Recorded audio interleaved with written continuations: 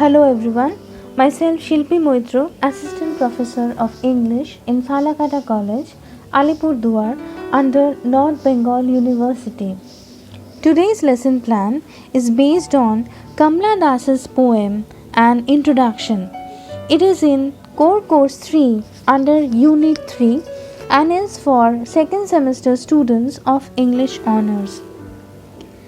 Now, beneath and beyond the much hyped facade of sensuality, Kamla Das's poetry often reveals her serious musings on the self and the society.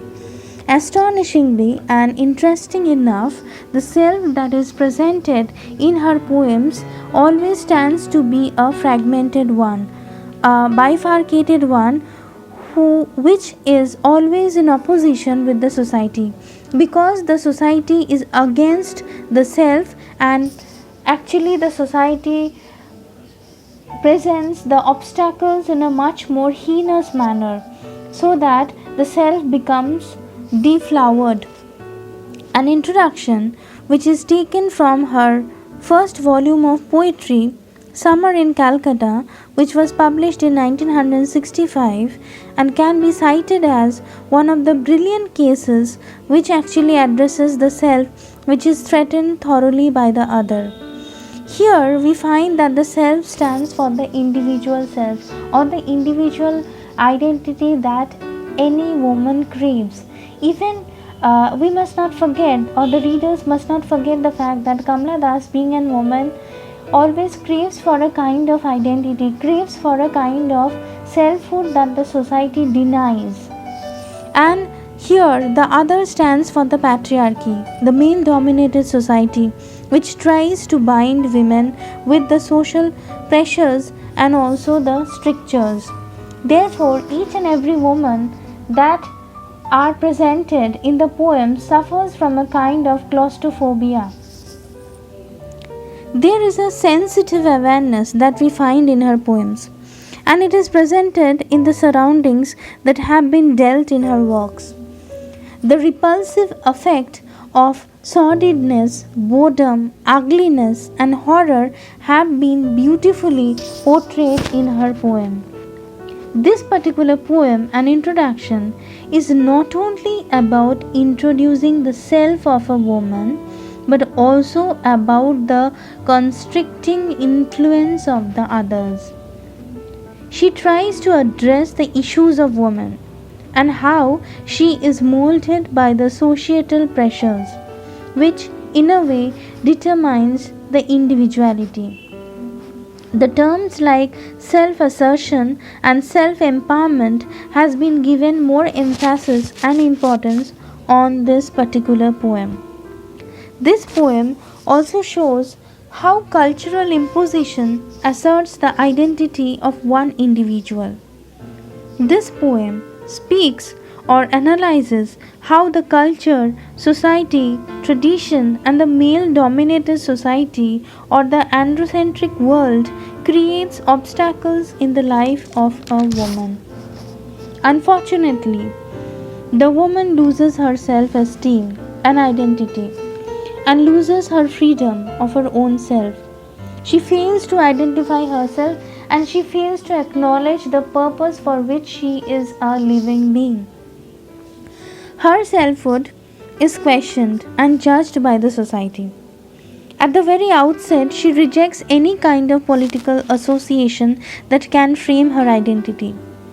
Before we discuss the next line, we must never forget the famous statement by Simone de Beauvoir, where she says that a woman becomes a woman. She is not born a woman. A woman is never born, she becomes. So it is actually the transformation that we speaks about. It is the journey where a person becomes a woman. This becoming is led by the society. It is not led by a general way. But how unfortunate it is that a woman becomes and not born, because she is born as a human being, but she loses the human essence gradually as she is pressurized to play the roles as associated or appointed by the society. She does not want to be categorized or be prejudiced by any political connection. And therefore, the opening lines presents this theme.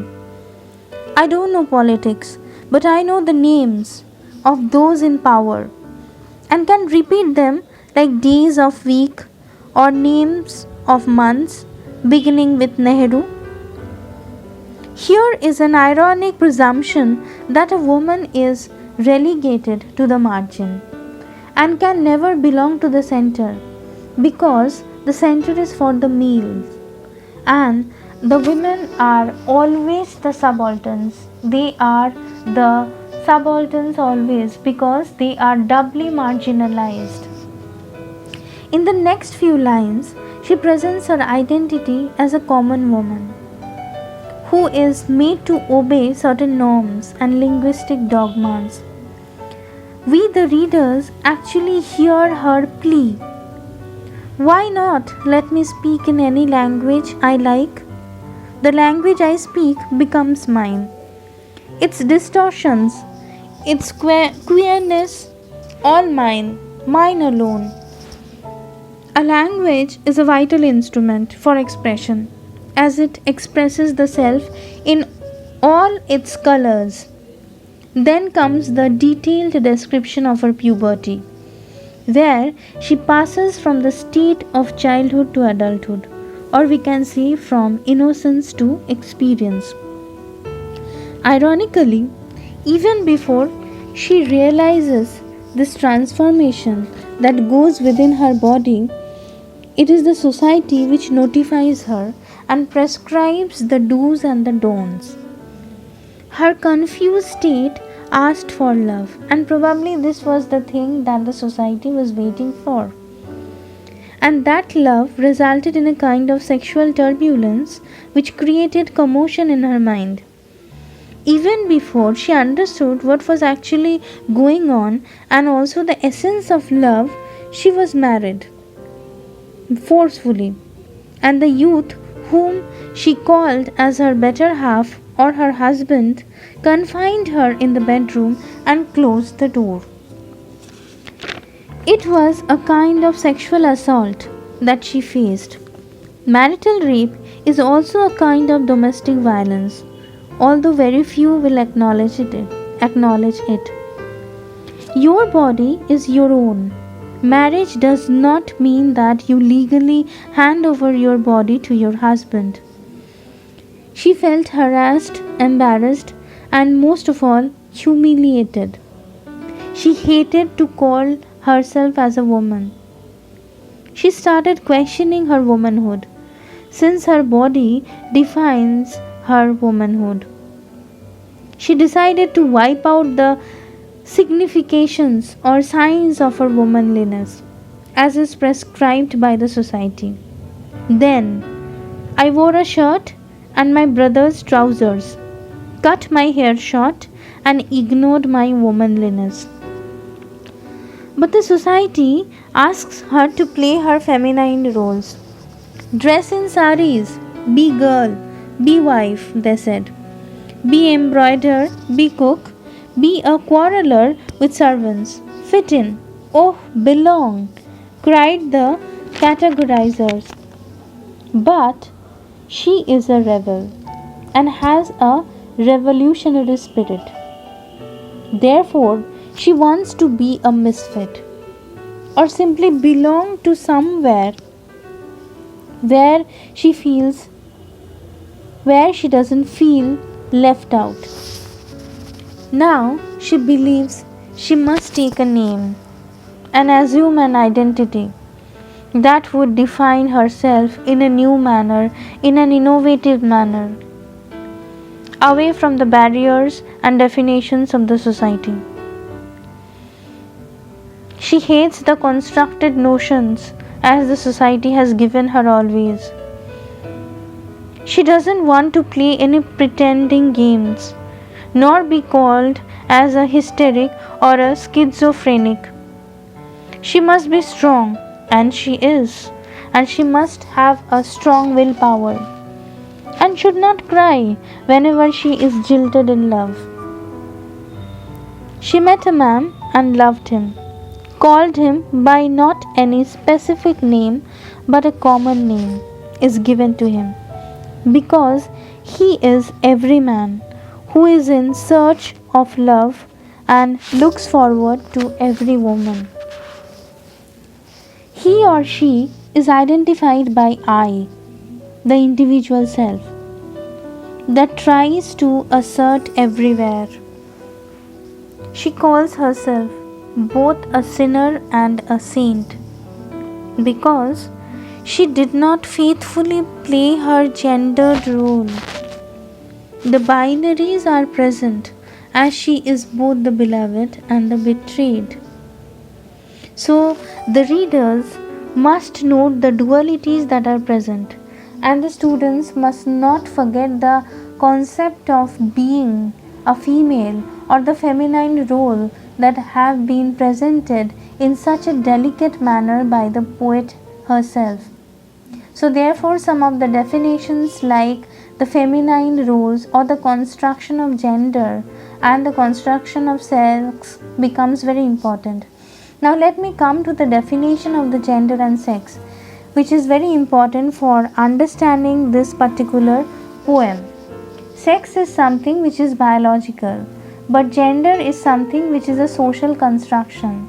The definition is given and ordered and structured by the society. So here, why she plays her own role? Because she does not want to play the gendered role as has been given or appointed by the society. She calls herself therefore both a sinner and a saint, and she is also the beloved and the betrayed. I have no joys that are not yours, no aches which are not yours. I too call myself I. So now she knows that how to call herself as I. The I, who is she? And the I gets a common phenomena. The I gets a common identity. She recognizes and identifies the I.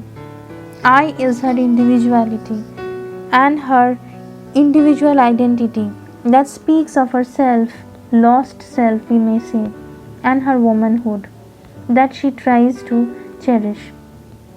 I is also someone who is beyond any gendered aspect.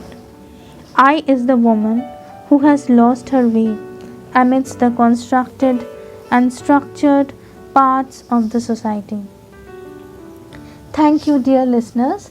I hope all of you understood this poem, which is written by Kamala Das, and you have jotted down some of the essential points which would make your study much more relevant.